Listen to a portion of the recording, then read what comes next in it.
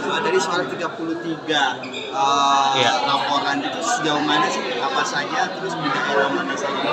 Ya, 33 temuan berdasarkan informasi yang penanganan yang dilakukan oleh Bawaslu ini terdapat di beberapa provinsi ya, seluruh Indonesia. Ya. Ini adalah pintu masuknya dari temuan Bawaslu. Jadi misalkan ada informasi viral atau misalkan informasi viral tersebut, para penyelenggara pemilu, pengawas pemilu melakukan penelusuran. Informasi viral terkait netralitas kepala daerah, terkait netralitas kepala desa dan sebagainya, ya. Yang kemudian informasi viral tersebut dilakukan penelusuran, pendalaman oleh penyelenggara pemilu. Lalu dalam proses penelusuran dan pendalaman itu dituangkanlah dalam bentuk LHP, laporan hasil pengawasan. Sehingga setelah jelas kasus posisinya, analisis kasusnya seperti apa, sehingga Bawaslu menjadikan itu sebagai temuan pelanggaran. Nah, setelah dijadikan temuan pelanggaran, ada beberapa kaitannya dengan penanganan yang dilakukan.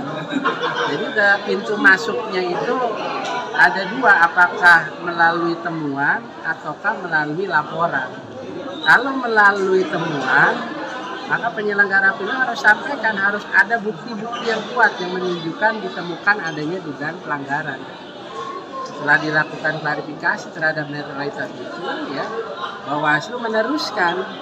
Jadi pelanggaran ini macam-macam, ada pelanggaran etik, ada pelanggaran administrasi, ada pelanggaran pidana, ada pelanggaran terhadap peraturan perundang-undangan lainnya.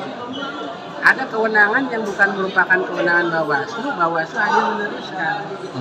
Misalkan kaitannya dengan netralitas ASN, diteruskanlah kepada Komisi Aparatur Sipil Negara yang kemudian dieksekusi oleh pejabat pembina. Yang 33 ini sudah diteruskan sebagai temuan Bawaslu ya? Ya, ini tersebar di beberapa wilayah ya. Nanti mungkin teman-teman media bisa dilihat di status pelaporan ya, di web di Bawaslu. Ini sudah tahuan mana-mana saja yang masuk dalam kategori netralitas ASN atau netralitas kepala daerah dan sebagainya. Itu mayoritas pileg atau pilpres ini? Itu memasuki di posisi tahapan penyelenggaraan pemilu dan juga memasuki di tahapan kampanye. Jadi kalau sudah memasuki tahapan pemilu dan tahapan kampanyenya, kita bisa melihat pada posisi sebagaimana diatur di ketentuan pasal 1 ayat 27 tentang di dalamnya ada peserta pemilu.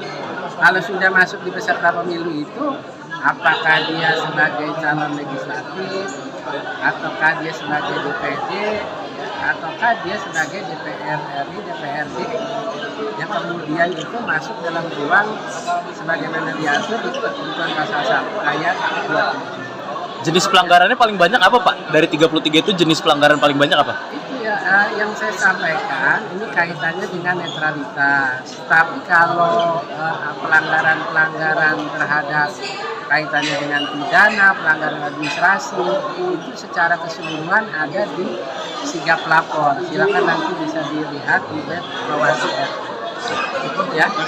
Download Tribun X sekarang. Menghadirkan lokal menjadi Indonesia.